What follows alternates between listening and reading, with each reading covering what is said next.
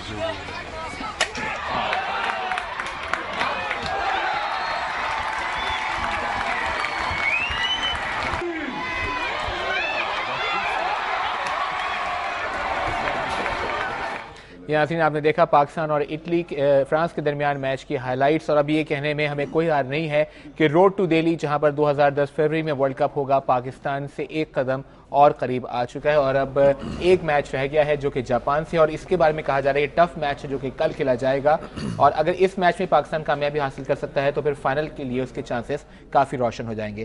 ख्वाजा जुनैद साहब हमारे साथ मौजूद हैं। ख्वाजा साहब, अब तक 3 मैचेस हमने जीते, 14 गोल किए, 2 गोल हमारे खिलाफ हुए। कामयाबियां बहुत अच्छी हैं, लेकिन वही हॉकी के नाक़दीन यही कहेंगे कि जी हल्की टीमें थी, इनके खिलाफ जीता तो क्या जीता।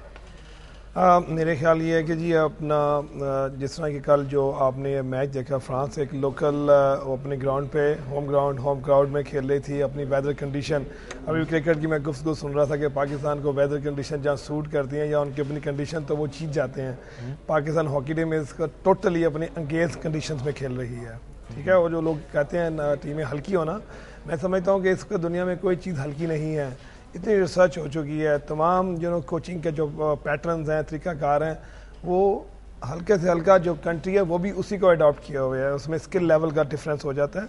लेकिन ये बिल्कुल मैं कहूँगा कि गलत एक आर्गूमेंट होती है कि जी हल्की टीमें हैं।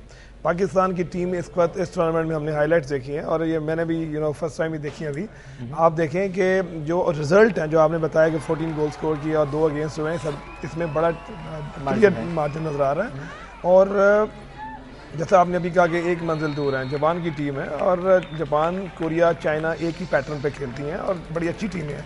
तो हल्की टीम कोई भी नहीं होती है। जो आपके मध्य मुकाबला आता है, अगर आप उसको हल्का समझते हैं तो असल में आप हल्के हो रहे होते हैं।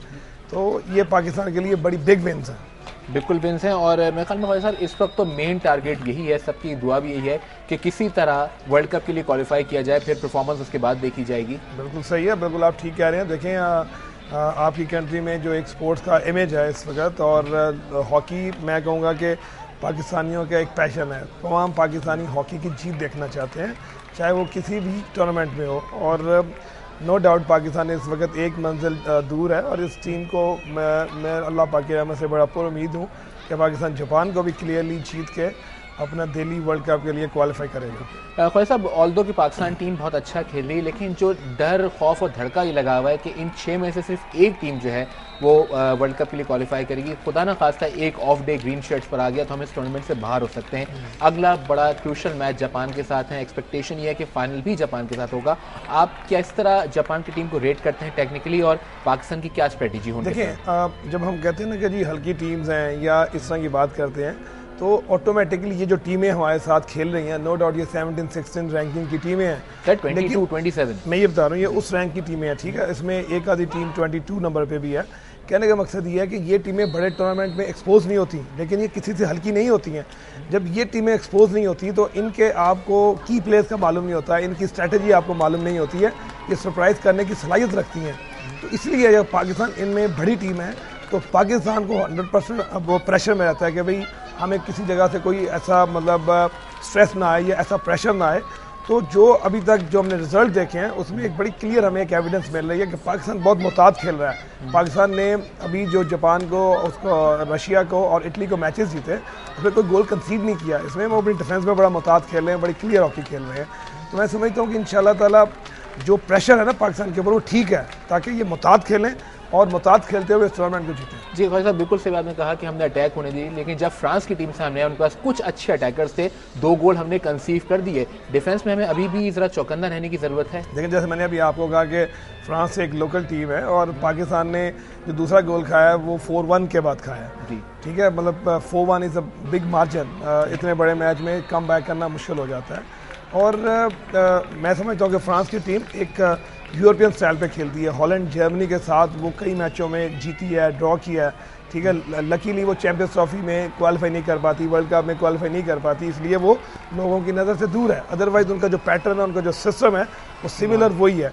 तो 1-2 गोल जो हैं उन्होंने किए हैं, ये और लोकल टीम का हक भी बनता है। ख्वाजा साहब, आपने जापान के हवाले से मेरे सवाल का जवाब नहीं दिया। उनका गेम पैटर्न किस तरह है? क्या हमसे मिलता जुलता है? डिफरेंट स्ट्रैटेजीज हैं? अभी मैंने आपको कहा कि जापानीज़ जो होते हैं उनके अंदर एक्सप्लोसिव जो पावर है, एजिलिटी है, वो हमारे से बेहतर होती है, ठीक है।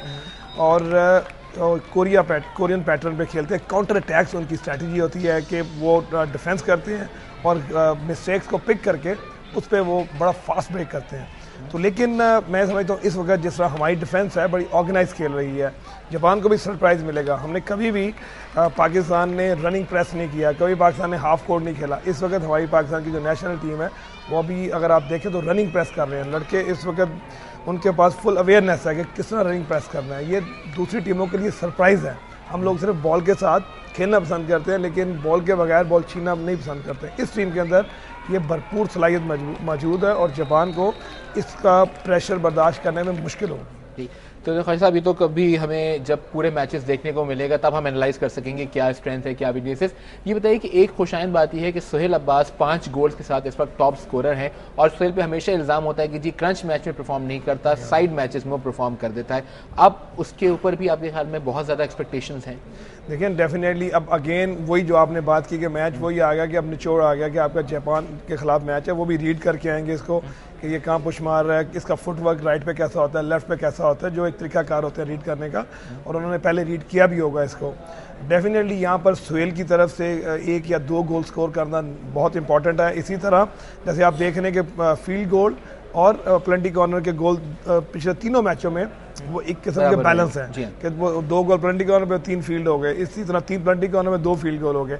हमें जापान के खिलाफ भी इसी रेशो को बरकरार रखना पड़ेगा। अगर हम प्लेंटी कॉर्नर को भी मटेरियलाइज करते हैं और इसी तरह फील्ड गोल भी हम स्कोर करते हैं तो इंशाल्लाह ताला जापान का बहुत मुश्किल पेश आएगी हमारे साथ खेलने में। ख्वाजा साहब, अल्लाह करे आपकी ज़बान मुबारक हो और हम जापान को भी इसी तरह शिकस्त दें। नाज़रीन, प्रोग्राम में वक्त है एक और ब्रेक का, कहीं जाएगा नहीं। ब्रेक के बाद हम बात करेंगे इसामुल हक से।